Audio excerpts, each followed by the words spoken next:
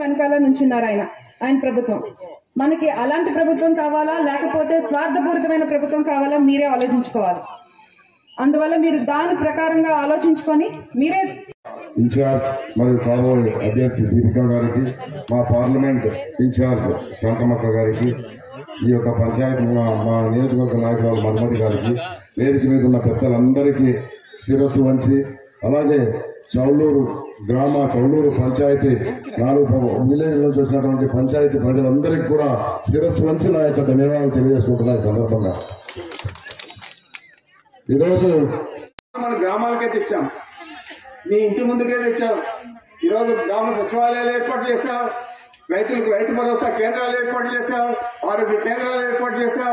ఇవన్నీ కూడా సులభతరంగా మీ ఇంటికి ఖర్చు లేకుండా మీకు అందరికీ కూడా అన్ని ప్రభుత్వ పథకాలు కానీ అభివృద్ధి కార్యక్రమాలు కానీ అందజేయాలని చెప్పి ఆలోచనతో ఈ గ్రామ స్వరాజ్యం పేరుతో మనం గాంధీ గారు కలగన్న గ్రామ స్వరాజ్యాన్ని జగన్మోహన్ రెడ్డి గారు మన గ్రామాలకి తీసుకొచ్చారనేది మీరు గుర్తుపెట్టుకోవాలని అడుగుతామని నేను తెలియజేస్తాను.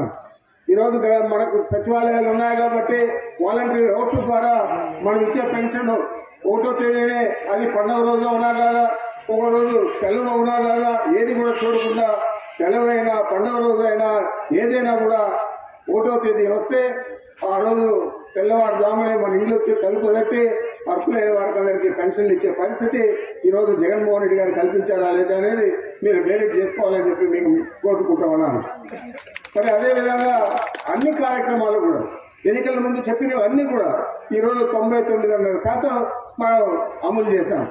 గతంలో ఏ ముఖ్యమంత్రి కూడా 50 సంవత్సరాల నుంచి ఉన్న రాజకీయాల్లో మాకు తెలుసు, ఏ ముఖ్యమంత్రి కూడా ఎన్నికల హామీలు నెరవేర్చిన దాఖలాలు పూర్తి స్థాయిలో ఈ రాష్ట్రంలోనే కాదు భారతదేశంలో ఎక్కడ కూడా లేవు, ఒక్క జగన్మోహన్ రెడ్డి గారు తప్ప అని మనం అందరూ కూడా గుర్తుపెట్టుకోవాలని కూడా మీకు మనవి చేస్తా ఉన్నాను.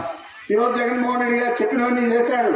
అదే 2014 ముందు మిమ్మల్ని అందరినీ కూడా మోసం చేశారు. రైతులు కానీ మహిళలు కానీ యువకులు కానీ ఇంటికి ఒక ఉద్యోగం పేరుతో ఎవరిచ్చారని బాబు వస్తే జాబ్ వస్తుందని గోలకంద రాశారు.